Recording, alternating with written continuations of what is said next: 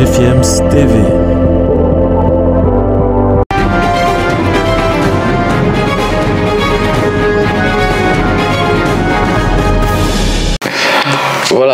Voilà, bonjour. Bonjour à Stéphane, bonjour également à tous ceux qui nous suivent sur GFIEMS TV. Écoutez, voilà, je suis très content, c'est un début de semaine assez joyeux, assez festif pour moi. Déjà, bonne fête de mouton à tous les musulmans du monde entier. Et évidemment, bonne fête à notre président directeur général, monsieur Mamadou Berté, qui aujourd'hui, n'est-ce pas, fête la fête de la Tabastie. Excusez-moi de répéter un peu ou de reprendre un tout petit peu. Alors nous sommes sur Sport Matin, et merci, n'est-ce pas, You, Stéphane qui me transmet ce petit sourire ce matin, et aussi parce que je suis très content de vous voir. Nous allons donc commencer par le football avec Paul Pogba qui a donc fait son retour à la Juventus de Turin. Le milieu de terrain international français a reçu un accueil de grand jour du côté des fans de la vieille dame. Plusieurs milliers de supporters se sont donc mobilisés pour souhaiter la bienvenue à celui qui a fait les beaux jours de la Juventus de Turin il y a quelques années. Il faut noter que Paul Pogba est parti du côté de Manchester United où il a passé quelques années et il est revenu à la maison, comme on dit d'habitude. Voilà un retour qui peut être bénéficiaire pour cette équipe avec laquelle il a vécu de très très beaux moments. On va parler de quelqu'un d'autre, toujours dans le registre de football, c'est Issoufou Dayo. Issoufou Dayo, c'est le capitaine des étalons du Burkina Faso. Il a été élu meilleur joueur étranger du championnat marocain de première division. L'international burkinabé a bénéficié des votes devant des joueurs comme le Congolais Gimbenza qui est sorti d'ailleurs meilleur buteur de la Botola avec le Wydad de Casablanca. Il a gagné le championnat marocain avec le Wydad. Il a également remporté la Ligue des champions de la CAF avec le Wydad, mais il a été coiffé par ce vote, dans ce vote par l'international burkinabé Issoufou Dayo, qui a aussi remporté la Coupe de la CAF avec son club Renaissance Bécane. Ça, il ne faut pas l'oublier. Il y a également le Gabonais de IR Tanger, Axel Meyer, qui aussi pouvait, n'est-ce pas, être celui-là qui avait, n'est-ce pas, pourquoi pas, les qualités d'aller briguer ce titre. On va un tout petit peu partir du Maroc pour revenir du côté de l'Europe, et puis on va parler de Tottenham. Les Spurs sont donc en Corée du Sud.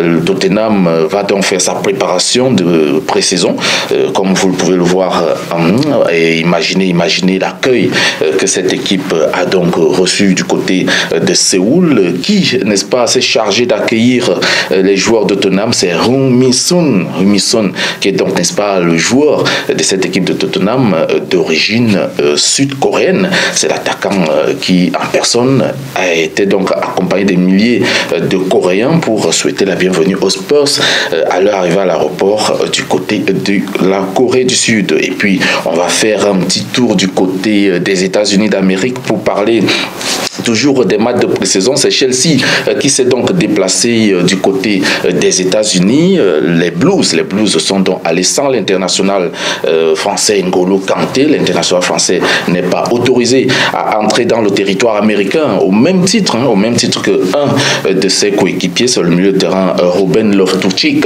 qui également ne peut pas aller aux États-Unis. Alors, c'est quoi le problème? Je sais que vous posez plein de questions. Pour cela, vous ne comprenez pas exactement pourquoi N'Golo Kanté, qui est français, qui bénéficie, n'est-ce pas, d'un passeport qui peut voyager partout dans le monde, ne peut pas entrer aux États-Unis. C'est juste que, voilà, N'Golo Kanté et Loftus-Cheek n'ont pas un schéma vaccinal complet, comme l'exigent les autorités américaines. On ignore d'ailleurs si N'Golo Kanté a eu à faire au moins une seule dose de vaccin. Voilà, donc les raisons qui font que celui-là reste en Angleterre. Il va continuer entamer sa préparation du côté de l'Angleterre et à Chelsea. Et puis, on va revenir en Afrique, parler d'un club africain qui fait des beaux jours. C'est Simba Sport Club de Tanzanie qui donc officiellement annonce l'arrivée du milieu de terrain nigérien Victor Apan. Il vient donc de rejoindre le club vice-champion de Tanzanie. Victor Apan, âgé de 24 ans, il n'a pas caché sa satisfaction, cette satisfaction-là de rejoindre Simba Sport Club et l'envie de gagner des titres sous ces nouvelles couleurs. Nous l'écoutons. As in Tanzania, I believe every player wants to play here because Simba is a big club. Their supporters, they are always supportive. Wanawashabiki wanampendo. Yeah, it's something ndo ananivutia sana yani. So I believe if we can get that kind of support, tuko tayari yani kufanya kitu kikubwa kwa hii team. Because confidence is everything, and with my ability, I'm a professional player and I know the demands, what it takes in a team like this, that especially this season, I know Simba, they want to get back their past glory and they have a season that has not been so good. So, and I'm here to win trophies any. Yeah, I like winning. Just the way my name is Victor, I hate to lose. So wherever I am, I want to win. So with that mentality, I believe next season, I would do wonders here. I believe that, without doubt.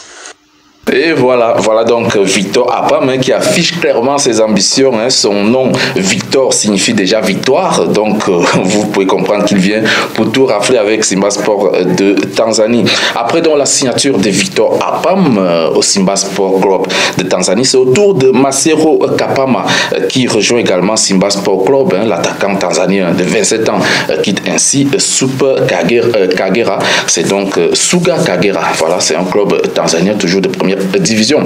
On va rester dans l'actualité du football et les préparations qui s'activent dans les clubs européens. Alors, si Chelsea a pris la direction des États-Unis, Tottenham est du côté de Séoul, en Corée du Sud, Manchester United et son groupe sont, quant à eux, partis du côté de la Thaïlande pour préparer leur saison. Le manager Erik Ten Hag, le néerlandais, est déjà à pied d'œuvre du côté de Bangkok avec ses joueurs. C'est pour, n'est-ce pas, préparer la Première Ligue, car Manchester United a besoin, n'est-ce pas, d'afficher clairement ses ambitions cette saison. On va parler d'un autre Manchester, c'est celui d'à côté, Manchester City. Voilà, on est donc passé à la présentation des nouvelles recrues avec un gros welcome derrière dans ces nouvelles recrues-là. Et elles sont 3, une place dans les vestiaires des clubs pour Alvarez, Erling, Alan ou encore Ortega Moreno. Voilà, ils ont pris après des séances de photos devant les fans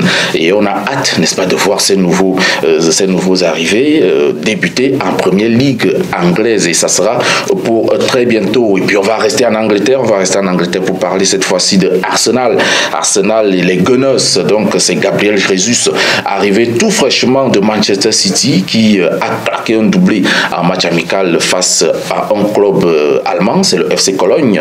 Une victoire des Gunners, 5-3 avec des buts de l'international égyptien El Neni, qui a donc marqué aussi, sans oublier Chandler et Anwek sont donc là les buteurs de cette rencontre. Mais on a plus été attiré par les deux buts marqués par Gabriel Jesus, qui est le nouveau artificier des Gunners. On va donc voyager un tout petit peu, allons faire un tour du côté de l'Italie pour parler d'Angel Di Maria. Angel Di Maria, oui, l'international argentin jouera sous les couleurs de la Juventus de Turin cette saison. Il a quitté le Paris Saint-Germain et la Ligue 1 française.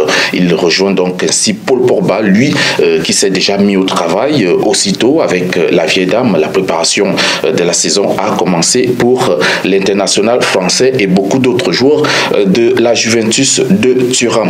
On reste en Italie pour parler maintenant du champion en titre, c'est l'AC Milan qui n'est-ce pas, présente son joueur, venu tout fraîchement des Girondins de Bordeaux, Adli Yacine. Yacine Adli est donc, n'est-ce pas, arrivé du côté de l'AC Milan, de même que Origi Divock. Divock Origi, l'international belge, qui a d'ailleurs pris part à sa toute première conférence de presse de la saison. Il a, n'est-ce pas, c'était une sorte de prise de contact avec les journalistes de Milan ou encore les fans du Milan AC. On va toujours parler sport, mais on va faire un crochet du côté du tennis pour parler du Serbe Novak Djokovic. Djokovic a donc remporté dimanche son 7e titre à Wimbledon en battant en finale l'Australien Nick Kyrgios 4-6, 6-3, 6-4, 7-6, décrochant donc ainsi son 21e titre en Grand Chelem. À 35 ans donc, Djokovic est le vainqueur des 4 dernières éditions du Major sur gazon et revient à une seule petite longueur de Rafael Nadal, qui a donc le record avec ses 22 trophées du Grand Chelem, qui n'est pas très loin. Il va donc certainement aller chercher à battre ce record détenu pour le moment par Rafael Nadal. Pourquoi on ne parle pas de football féminin? Si, on va en parler. Et puis on va directement évoquer le cas concernant les quarts de finale de cette compétition. Vous voyez qu'on avance à grands pas vers la fin de cette compétition. Les 8 qualifiés pour les quarts de finale sont donc connus depuis dimanche. Le Maroc qui a dominé le groupe A avec ses 9 matchs sur 9 et 9 victoires sur 9 si vous voulez. Et puis le Sénégal qui termine deuxième avec 6 points. Les deux équipes passent donc en quart de finale dans ce groupe A. Et puis on va tout simplement faire un petit tour dans le groupe B. Le groupe B et les Coopers Queens de Zambie qui terminent première avec 7 points, dévançant ainsi les Lions indomptables du Cameroun, deuxième avec 5 points. Et puis il y a quand même la Tunisie qui bénéficie de sa place de meilleur troisième pour glisser en quart de finale. Voilà, vous voyez, donc les petits avantages liés à ce tournoi. Puis on a dans le groupe C également des qualifiés qui sont tout à fait déjà connus. C'est les Banyanya d'Afrique du Sud avec leur sans faute 9 victoires sur 9 points sur 9. Voilà, donc 3 matchs sur 3, suivi des Super Falcons du Nigeria, deuxième avec 6 points. Et puis le Botswana qui bénéficie également de la meilleure troisième place dans cette compétition, qui passe en quart de finale. Voilà, donc on va féliciter l'équipe du Botswana puisqu'on a réalisé une interview que vous verrez d'ailleurs la semaine prochaine sur GFM's TV dans notre programme Échange avec. C'était avec Monza, donc une défenseur de cette équipe botswana. En tout cas, vous en saurez plus pour vous dire que GFM's TV est au cœur de l'événement et va, n'est-ce pas, à la source pour vous apporter pas mal d'informations. On aura également donc 16 équipes en quart de finale et les affiches sont clairement connues. Voilà, vous allez vivre le démarrage dès mercredi à 18h. Les Cooper Queens de Zambie vont affronter les Lions de la Teranga du Sénégal en quart de finale. Ça sera le premier match. Et puis à 21h, les Lions de l'Atlas du Maroc vont, n'est-ce pas, en découdre avec le Botswana. Voilà, donc pour la deuxième affiche de ces quarts de finale. Et puis la suite, c'est jeudi. Voilà, jeudi avec le choc, la finale avant la lettre entre les Lions indomptables du Cameroun et les Super Falcons du Nigeria. Ça sera un match à voir pour une place en demi-finale. On note déjà qu'un gros va tomber. L'Afrique va perdre un potentiel représentant pour la Coupe du Monde. Ça, c'est certain. Ça sera donc à 18h. Et puis à 21h, on va vivre la dernière affiche de ces quarts de finale. Les Banyanya d'Afrique du Sud qui vont affronter les Aigles Dames de Carthage de Tunisie.